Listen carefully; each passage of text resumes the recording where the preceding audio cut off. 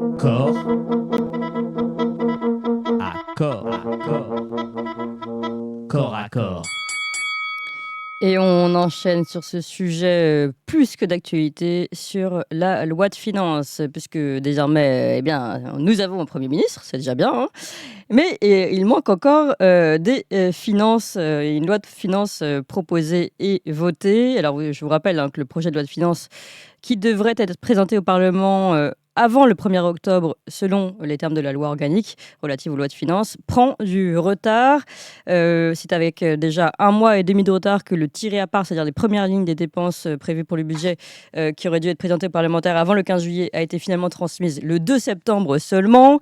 Alors, on a eu d'ailleurs des alertes à ce niveau-là. Claude Raynal, le président socialiste de la Commission des finances au Sénat, a dit on ne peut pas sans arrêt bidouiller le calendrier budgétaire. C'était dans sa conférence de presse du 4 septembre. Et puis, Pierre Moscovici, président de la Cour des comptes, tire la sonnette d'alarme à son tour et dit le prochain budget sera sans doute le plus délicat de la Ve République. Il y a urgence à réduire les déficits publics au risque que la France soit plongée dans une situation budgétaire dangereuse. Je le cite, c'était une interview dans Le Parisien. Alors pour parler de ces déficits et de cette loi de finances qui de toute façon est plus que chaude, eh bien nous sommes avec Éric Bocquet, que je suis très heureuse d'accueillir. Bonjour Éric Bocquet. Oui, bonjour Madame Oudiakova. Merci d'être avec nous. Je rappelle, sénateur communiste du Nord, membre de la Commission des finances et auteur notamment de ce livre « Milliards en fuite, manifeste pour une finance éthique » aux éditions du Cherche Midi. Et puis nous sommes également avec Guy de Lafortelle. Bonjour Guy de Lafortelle. Bonjour Clémence. Et fondateur de la lettre d'information L'investisseur sans costume. Éric Bocquet, évidemment, je me tourne vers vous d'abord.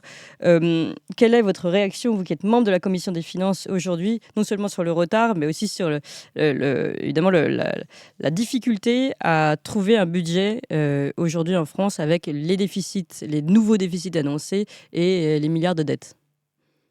Alors, le déficit, il existe depuis 50 ans, rappelons-le. Oui, Ça ne veut pas dire que ce n'est pas un sujet. Oui. Rappelons quand même que cette année, la loi de finances qui s'applique là, pour 2024 est financée à part égale par les impôts et les taxes et la dette. La France réemprunte cette année 285 milliards d'euros, apparemment sans difficulté, et on va payer 52 milliards d'euros d'intérêts. Donc, je dis ça parce que, non pas pour minimiser le problème, c'est vrai qu'il y a du retard, c'est vrai que là, on patauge un peu dans la cuisine politicienne pour sortir un gouvernement qui va ressembler à une salade niçoise, peut-être, c'est très compliqué, mais déjà, on a des indications de pression, on entend, vous avez cité M. Moscovici à la Cour des comptes, on a entendu Bruno Le Maire mettre en cause les collectivités dans le dérapage budgétaire, 16 milliards qui manqueraient, enfin, voilà, il y a déjà une musique qui se met en place, on a la procédure pour déficit excessif de l'Union européenne. Bon, voilà, la machine est lancée et lancée en juillet. On travaille. Oui, alors vous souhaitez qu'on commence le travail, mais quelles sont les orientations, à votre avis, qu'il ne faut pas prendre et qui sont en train d'être prises? Écoutez, il faut sortir de ce cycle infernal de la réduction des dépenses publiques. On n'est pas dans un problème de dépenses excessives, on est dans un problème de recettes qui diminuent régulièrement depuis des années. On ne peut pas décider les exonérations, les dégrèvements, les niches fiscales, l'allègement des impôts, la suppression de l'ISF par exemple, et constater un jour qu'il y a un déficit. Un budget, la comptabilité, ce sont des recettes et des dépenses. Voilà, alors oui, on a un volume de dépenses, on a un modèle social qu'il faut financer, mais qu'on est capable de financer, j'en suis convaincu, mais décider de manière systématique de réduire l'impôt, et notamment des plus aisés, des plus grands groupes. C'est ce que j'allais vous dire. Je n'ai pas l'impression que l'impôt des Français moyens ait particulièrement été réduit, au contraire. Il y a eu des petites mesurettes, mais sincèrement, les inégalités se sont accrues. Le nombre de tranches d'impôts n'a pas augmenté. Il y en avait 14 dans les années 80, on est à 5 aujourd'hui, avec un taux maximal à 45%. Voilà, donc... Parce qu'on est quand même dans les records, d'impôts au niveau européen, donc c'est vrai que c'est peut-être pas forcément de ce côté-là qu'il faut réfléchir. Oui, mais vous savez, la réduction des dépenses publiques qu'on applique depuis des décennies ne nous est pas sortie de l'ornière. Et voilà, la voie à éviter, c'est celle-là. D'accord. Alors, Guy de Lafortelle, même question pour vous. Quelles sont les urgences et les problématiques de cette loi de finances sous haute tension? Alors, c'est là où je suis d'accord avec monsieur le sénateur. C'est que moi, j'ai un peu l'impression de me retrouver en 2010, 2011, Au moment où on venait nous expliquer très sérieusement que dès qu'on avait une dette publique qui était au-delà de 100% du PIB, c'était la fin des haricots et que nos économies allaient s'effondrer. Et ces grandes théories, à la suite de la crise de 2008, provenaient essentiellement d'un travail de Kenneth Rogoff qui s'est avéré faux, mais vraiment radicalement faux. Il y a une erreur de comptage de cellules sur un tableau Excel, c'est pour vous dire à quel point le truc était stupide. Et on retombe un peu dans cette situation où tout d'un coup, je suis d'accord, la musique revient avec cette espèce de catastrophisme. Et je ne suis pas certain que d'un point de vue d'effondrement ou d'urgence, ce soit tellement différent d'habitude. En revanche, pour revenir sur la question du modèle de financement, parce que c'est-à-dire que notre budget aujourd'hui, c'est 80% de modèle social de redistribution. Il y a un sujet qu'on connaît très bien, qui est que si on veut pouvoir le financer durablement, il faut le plein emploi. C'est-à-dire que plutôt que de s'écharper sur les questions, est-ce qu'on paye trop d'impôts ou est-ce que les choses marchent beaucoup plus facilement si on quand on est travaille en tous. plein emploi. Ouais. C'est quelque chose, c'est-à-dire que si on prend un exemple, en France, on a 4 personnes qui travaillent pour en faire vivre 10. Là, je parle vraiment de la naissance à la mort. Là, plutôt que de parler de population active occupée, c'est vraiment combien de personnes travaillent pour amener le beefsteak pour tout le reste de la population. 4 pour 10 en France. En Allemagne, c'est 5 pour 10. En Suisse, c'est 6. 6 pour 10 en Suisse, c'est-à-dire 50% de gens qui travaillent en plus à population équivalente. C'est monumental, ces différences. Ça change tout. Et en France, malheureusement, c'est un sujet dont on a du mal à parler, parce que aujourd'hui, si vous voulez faire ça, il y a un moment, il faut protéger vos emplois. Et ça, protéger vos emplois, ça veut dire, à un moment, refuser on a perdu plus d'1 million d'emplois industriels avec des ouvriers qu'on ne sait pas replacer, soit en développeur informatique ou en aide. Donc, on a aujourd'hui des populations qu'on a sacrifiées. Pourquoi ? Parce qu'on n'arrive plus à gérer nos frontières par nous-mêmes. Et ça, à mon avis, c'est un gros problème. Et je vais terminer sur le fait qu'à mon avis, on arrive aussi dans un moment où quand même l'eau devient un peu plus chaude à chaque fois. C'est que on est dans un moment où on a des taux qui sont quand même très élevés et qui fait qu'effectivement les 50 milliards sont amenés, de poids de la dette, de service de la dette sont amenés à augmenter avec les années et de plus en plus vite. Parce que on a aussi la BCE qui a arrêté de racheter les dettes et qu'aujourd'hui, ces dettes sont rachetées. C'est pas public. Moi, je pense qu'on devrait savoir qui détient la dette publique de la France. Ouais, et qui détient alors ? On ne le sait pas, c'est pas la dette étrangère, on ne sait pas. En revanche, ce qui est très probable, c'est que ce soit des grands fonds américains. Ça, faut pas. Du type BlackRock, justement, pour revenir à l'un de nos sujets. Ces gens-là, BlackRock se vantent généralement d'être surexposés à la dette française, mais c'est pas gratuit, ça. C'est-à-dire que c'est des gens qui utilisent cette influence. Et ça, c'est des choses qui sont nouvelles.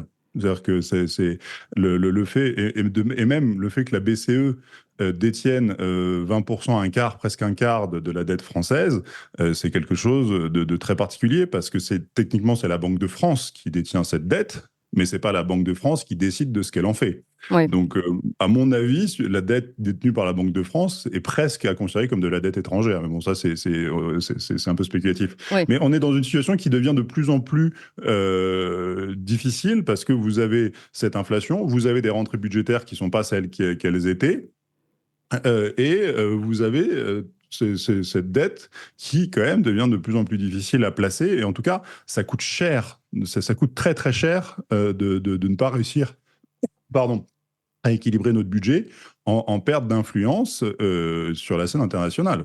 Oui. Alors, Éric Boca, est-ce que vous êtes d'accord sur cette idée déjà que peut-être qu'au lieu de se demander si on paye tous trop d'impôts ou pas assez d'impôts, est-ce qu'il faut d'abord repenser le travail et notamment la question de la désindustrialisation ? Ça fait partie des choses, effectivement. Là, enfin, je vais dire une lapalissade, mais pour résorber la dette, déjà, il faudrait un budget sans déficit. Ça veut dire un impôt qui permette de faire face à tous nos besoins, un État vraiment souverain. Et notre collègue l'a dit, il y a un problème d'influence quand même. Comment peut-on accepter qu'on ne sache même pas qui détient la dette française? Oui. Ce sont les marchés financiers mondiaux. Enfin, c'est une force de frappe considérable. Et le coût que ça représente, 52 milliards cette année en intérêts, et on réemprunte 285.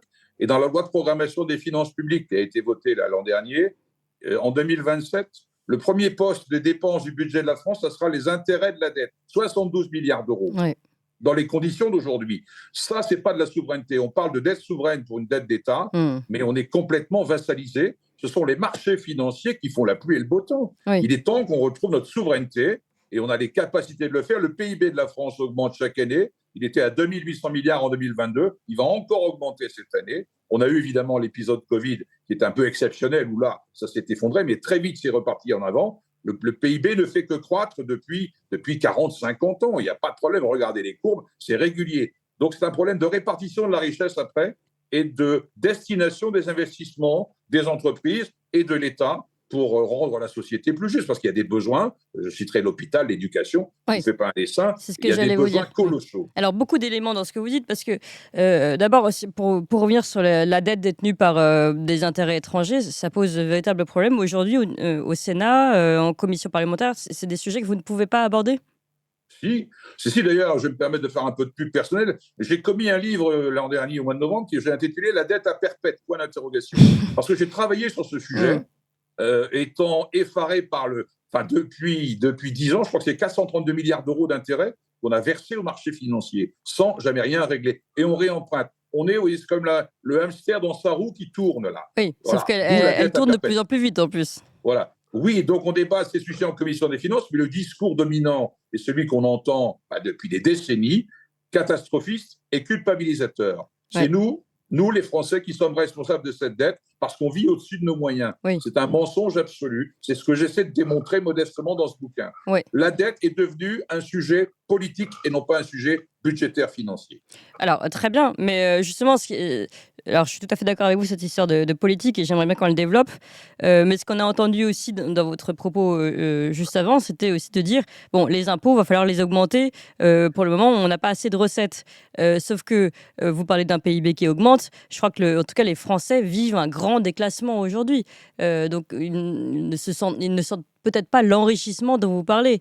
Et augmenter les impôts pour ces Français-là, nous, qu'on reçoit régulièrement ici, ces petits entrepreneurs qui mettent la clé sous la porte, on se demande à quel endroit, à quel moment ils vont pouvoir payer une augmentation d'impôts. Ça me semble impossible. Moi, je suis un militant de l'impôt. Militant de l'impôt, mais un impôt juste, progressif, équitable et un impôt auquel personne n'échappe. Il y a d'autres ressources que la fiscalité. Si on parlait un peu d'évasion fiscale, vous avez cité mon bouquin là, l'évasion fiscale qui nous coûte des dizaines de milliards d'euros chaque année, il va vraiment falloir qu'on s'attaque sérieusement à ce sujet et pas se contenter des 12-13 milliards qu'on récupère chaque année. L'échelle, c'est 60-80 milliards d'euros par an. L'autre piste qu'on pourrait explorer, j'ai parlé tout à l'heure des niches fiscales, les systèmes de déduction fiscale. Vous savez combien de dispositifs il y a en France? Il y en a 465 qui représentent 94,2 milliards d'euros pour les finances publiques chaque année. Je ne dis pas qu'il faut tout supprimer, je dis qu'il faut regarder à l'efficacité de ces niches. Les niches utiles, on les garde, les niches qui ne rapportent rien, on les supprime. 94 milliards d'euros chaque année. Voilà. Et les intérêts qu'on paie au marché financier, 52 milliards d'euros. Il y a là quelques pistes à explorer, à mon avis, en matière de ressources fiscales et financières pour le budget de l'État. Sur le service public, vous parliez vous opposiez à la réduction des dépenses publiques.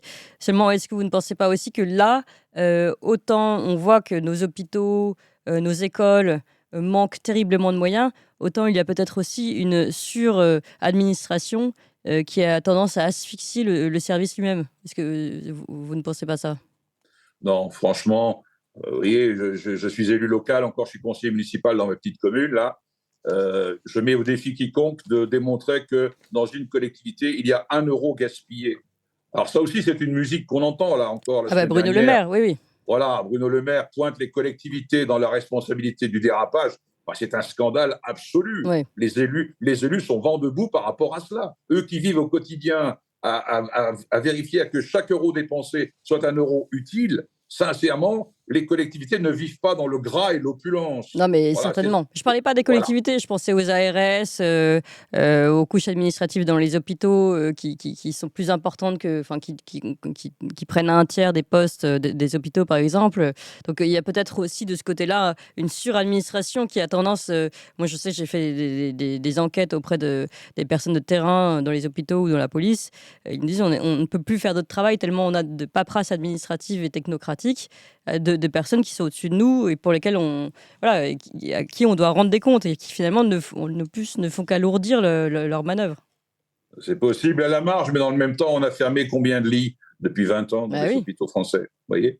Donc oui, alors il y a peut-être une petite inflation administrative, mais je ne pense pas que ce soit vraiment la cause du déficit. Je rappelle qu'on est à 3 000 milliards d'euros. Oui. Alors, Guy de Lafortelle, si vous souhaitez revenir justement sur cette réduction des dépenses publiques. Il y a beaucoup de choses à dire là-dessus. Il y a un sujet de dire, effectivement, avant de réduire ces déficits, il faut commencer à équilibrer un budget. Et c'est compliqué quand, effectivement, comme vous l'avez dit, monsieur le sénateur, on envoie des dizaines de milliards en intérêts tous les ans au marché financier.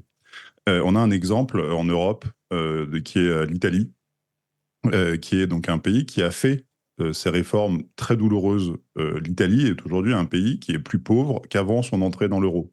Enfin, plutôt que de dire l'Italie, les Italiens. Donc, c'est des gens pour qui, en fait, il n'y a pas de miracle européen, c'est l'inverse. Et donc, il y a eu des réformes, justement, après la crise de 2008, qui a été surtout la crise des dettes souveraines de 2011, ça qui a été une crise qui a été encore plus douloureuse, qui a été très douloureuse. Ça n'a pas été douloureux en France, en vrai. Qui a été très douloureuse en Italie. Donc, ils ont fait les réformes qu'on leur demandait. Et il y a un budget primaire, il y a un excédent primaire du budget italien. Sauf que comme ils ont une dette et ils ont un système bancaire qui est vérolé encore plus que chez nous, ça sert à rien parce que le poids de la dette ne leur permet pas de sortir de l'ornière. Et ça, c'est quelque chose, moi, personnellement, je pense qu'on devrait on devrait annuler les dettes. C'est des choses qui se font. Mais on ne peut pas le faire tant qu'on n'a pas équilibré un budget. Parce que si on a. Et puis tant qu'on n'est pas souverain aussi. Oui, ça va ensemble. Ça va ensemble. Mais donc, il y a un sujet à ce niveau-là. Ensuite, il y a effectivement un sujet de fraude fiscale et que moi, j'ai tendance à mettre en parallèle avec la fraude sociale. Je sais que généralement, on a tendance à se renvoyer dos à dos. Il y a trop de fraude fiscale, il y a trop de fraude sociale. À mon avis, on est dans une situation où on ne peut pas tellement se permettre de traiter l'un et pas l'autre. Les deux sujets existent sérieusement, il faut les traiter. Il y a un vrai sujet de fraude fiscale, évidemment. C'est-à-dire qu'aujourd'hui, moi, ça m'insupporte de voir toutes les semaines ou toutes les 2 semaines un gros entrepreneur qui vient nous expliquer la main sur le cœur, qui vient de créer une fondation pour rendre à la société. Les yeux dans les yeux, pas la main sur le cœur. Oui, pardon, les yeux dans les yeux, la main sur le cœur, je sais pas quoi. Enfin, qu'en gros, il crée une fondation dans laquelle il va mettre toute sa fortune pour rendre à la société des trucs à la Bill Gates et tout ça, alors qu'en fait, la seule chose à laquelle ça sert à échapper à l'impôt et ça sert à pas payer d'impôt de succession, ou alors ils vont en Belgique, ou alors ils vont ailleurs. Et que effectivement, aujourd'hui, il y a une petite partie de la population qui est très petite, mais qui pour le coup se gave, mais de manière totalement incontrôlée. Oui. Donc il y a tous ces sujets-là qui sont à mettre ensemble et il faudrait qu'on les traite tous. Mais effectivement, il faut faire ces choses-là en même temps et il y a un véritable sujet de souveraineté. C'est-à-dire que si vous voulez aujourd'hui commencer à dire on va s'attaquer à la fraude fiscale, ça veut dire d'une certaine manière, parce que c'est la fraude fiscale. Généralement, c'est légal, ce que les très grandes fortunes font. Il n'y a rien d'illégal dans ce qu'ils font. C'est le problème, c'est que vous avez des libertés, vous avez des règles au niveau européen. Donc il faudrait d'une certaine manière, ce que disait Charles Gavière, il faudrait faire un truc à la Orban dans laquelle on fait désolé pour ma vulgarité, mais on fait un doigt d'honneur à Bruxelles en disant maintenant c'est comme ça, et puis si vous êtes pas content, c'est pareil. Oui. Euh, Mais c'est là, ça. justement, alors, si on n'y arrive pas, est-ce qu'on risque pas, à l'inverse, de se retrouver dans un scénario à la grecque, avec une troïka qui nous impose finalement de tout reconstruire Éric Bocquet, est-ce que ça ne serait pas le scénario vers lequel on se dirige aujourd'hui? Quitter la Grèce, c'est un excellent exemple, effectivement. Il faut s'inspirer de ce que la Grèce a vécu. Au moment de la crise, là, en 2010-2011, effectivement, la Troïka, BCE, FMI, Commission de Bruxelles, a imposé une purge sans nom au gouvernement et donc au peuple grec, diminution des salaires, suppression de postes de fonctionnaires, etc. À l'époque, je ne sais plus, de mémoire, à vérifier, mais de mémoire, leur déficit était à 180% du PIB. Regardez ce qu'il en est aujourd'hui, on doit être encore à 160-150%. Donc le peuple grec n'est pas sorti de l'ornière. Ah, pas du tout, oui. Pas du tout. Ce qui a été fait, c'est qu'on a sauvé les banques qui détenaient la dette grecque. C'est ça qu'on a fait. Mais le peuple grec paye la note encore aujourd'hui. Et Éric Bocquet, juste pour être, parce qu'il nous reste peu de temps finalement, vous pensez que ce qui se passe aujourd'hui, ce qui est en train de se mettre sur les rails là pour la prochaine loi de finances, c'est à peu près le même scénario, c'est-à-dire qu'on va sauver les banques, on va sauver les intérêts étrangers, mais on va pas du tout sauver les Français, pour le faire simplifier. On n'en est pas là, sans mépris pour le peuple grec. On est la 7e puissance du monde, PIB de 2800 milliards. On a un PIB équivalent à notre dette. On a 6111 milliards d'épargne en France. 6111 milliards. 3 fois la dette. 2 fois la dette, pardon. Donc on a des ressources là. On a des ressources, mais ce gouvernement va continuer cette politique libérale qu'on subit depuis des années. Et bon, on va continuer à se battre partout où il le faut. Oui. On n'en est pas là, mais c'est quand même la tendance, c'est ce que vous dites. On fait pression sur les esprits des citoyens pour se préparer à une cure d'austérité renforcée. Une cure d'austérité qui ne servirait donc, selon vous, pas forcément les Français directement. À rien. Ouais. Guy de Lafortelle, le mot de la fin? Le mot de la fin, c'est que aujourd'hui, les gens qui vous demandent la cure d'austérité, c'est ceux qui ont fait déraper le déficit depuis 7 ans. C'est quelque chose qu'il faut toujours rappeler, parce que le Bruno Le Maire veut défendre son bilan en disant « j'ai sauvé le pays de sa plus grave crise depuis la Deuxième Guerre mondiale ou à peu près ». Il avait engagé des dépenses, le dérapage des dépenses avant le Covid. C'était déjà n'importe quoi avant. Oui. Moi, à mon avis, au-delà même du ministre, il y a à Bercy, ils font n'importe quoi. J'aurais juste, je sais, pardon, c'est le mot de la fin, mais ils ont ouvert des crédits les deux mots de la fin, illimité, mais des crédits de manière illimitée au moment du Covid qu'ils n'ont pas utilisés. Et plutôt que d'annuler ces crédits, ils se les sont gardés sous le coude. Et c'est comme ça qu'on se retrouve aujourd'hui à avoir des budgets qui dérapent sans que ni au Sénat ni à l'Assemblée on puisse y faire quoi que ce soit, sans qu'on vote, simplement parce qu'ils rouvrent des crédits qu'ils avaient mis au chaud, qu'ils ne sont absolument pas censés faire. Et que derrière, ou que encore l'été dernier, ils prennent des décrets là où ils devraient repasser devant le Parlement. Refaire voter, et donc, de modification de la loi de finances. Au lieu de faire une loi de modification de la loi de finances, on passe en décret, ce qui est quand même complètement illégal, enfin, ce qui n'est pas habituel en tout cas. Et donc, il y a vraiment pour moi le mot de la fin, celui-là c'est le vrai, c'est qu'aujourd'hui on a un système à 2 vitesses dans lequel vous avez l'immense majorité de la population qui souffre et vous avez une petite partie qui se goinfre et qui fait n'importe quoi. Et que ça, vous avez un monde à 2 vitesses et qui ne peut plus se parler, qui ne peut plus se comprendre. Et à mon avis, surtout, là où il faut faire attention, c'est qu'au-delà du ministre, à mon avis, parce que Bercy, c'est un truc qui fonctionne très très bien sans ministre, et qui, d'ailleurs, vous avez des gens qui font leur boulot, qui n'ont pas besoin du ministre pour le faire. Donc, à mon avis, au-delà de ça, il y a un énorme problème avec les quelques centaines de très hauts fonctionnaires à Bercy qui font la pluie et le beau temps et qui ont perdu la tête depuis quelques années. Et Éric Bocquet, vous pensez qu'elle va pouvoir passer cette loi de finances facilement?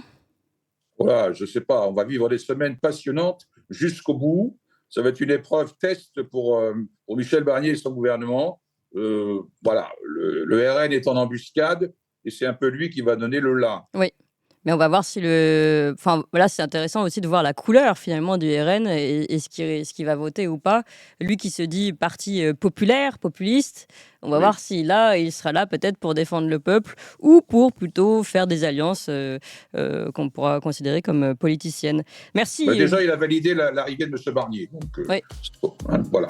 Bon, on verra ce que nous annonce en effet Michel Barnier. Merci beaucoup Guy de Lafortelle, fondateur de la lettre d'information, l'investisseur sans costume et puis évidemment cofondateur de Tocsin. Éric Bocquet, merci encore, sénateur communiste du Nord, membre de la commission des finances. En effet, d'autres sujets passionnants à suivre avec vous et cette loi de finances. Je rappelle ce livre que vous citiez, La dette à perpète, aux éditions Le Temps des Cerises.